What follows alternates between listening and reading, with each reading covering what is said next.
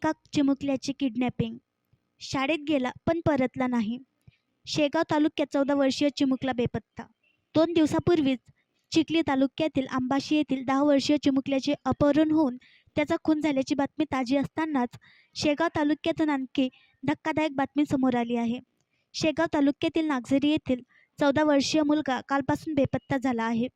कृष्णा राजेश्वर कराडे असे मुलाचे नाव असून मंगळवारी सकाळी 10 वाजता तो शाळेत गेला होता. शाळा संपल्यावर देखील भरपूर वेळ उलटून गेला तरी कृष्णा घरी परतला नाही. त्यामुळे त्याच्या कुटुंबियांनी शोध घेतला. गावात, शाळा परिसरात खूप शोधूनही कृष्णा मिळाला नाही.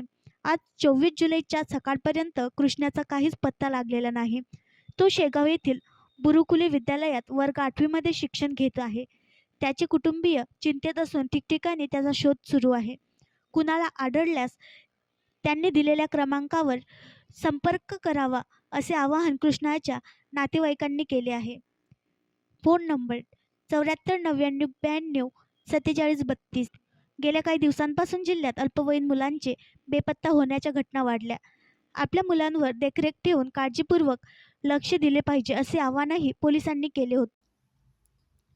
आणखी नवीन व्हिडिओ पाहण्यासाठी आमच्या देशमुख एक्सप्रेस न्यूज चॅनलला सबस्क्राईब करा, लाईक करा आणि शेअर करा.